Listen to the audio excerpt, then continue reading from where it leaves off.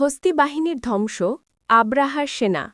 ইয়েমেনের রাজা আব্রাহা কাবা শরীফ ধ্বংস করার জন্য হাতি বাহিনী নিয়ে মক্কার দিকে অগ্রসর হয়। আল্লাহ তাআলা আবাবিল পাখি প্রেরণ করেন, যারা পাথর নিক্ষেপ করে সেই বাহিনীকে ধ্বংস করে দেয়। এ বছরই নবী সাল্লাল্লাহু আলাইহি ওয়াসাল্লাম জন্মগ্রহণ করেন। ইতিহাসে এটি আমুল ফিল বা হাতির বছর নামে পরিচিত। ইরানের সম্রাট নওশেরোয়ান এর বিশাল প্রাসাদ মেদারিন প্যালেস হঠাৎ ভূমিকম্পে কেঁপে ওঠে এবং ১৪টি গম্বুজ ভেঙে পড়ে। এর মাধ্যমে ইঙ্গিত দেওয়া হয় পারস্য সাম্রাজ্যের শক্তি ধ্বংসের পথে এবং এক নতুন আলো উদিত হতে যাচ্ছে।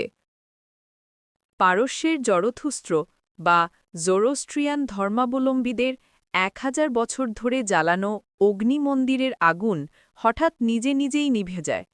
এটিকে তারা অশুভ সংকেত হিসেবে দেখে, কিন্তু বাস্তবে তা ছিল নতুন নূরের আগমনের বার্তা।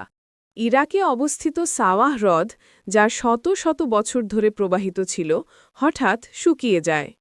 এটি ছিল প্রাকৃতিক জগতের এক বিরল ঘটনা এবং এক নতুন যুগের সূচনার প্রতীক। আকাশে উজ্জ্বল নূরের আলো।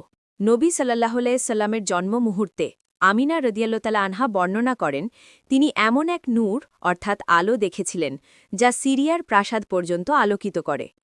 এই নূরের মাধ্যমে নূর নবী সাল্লাল্লাহু আলাইহি সাল্লামের আগমনের ইঙ্গিত মেলে।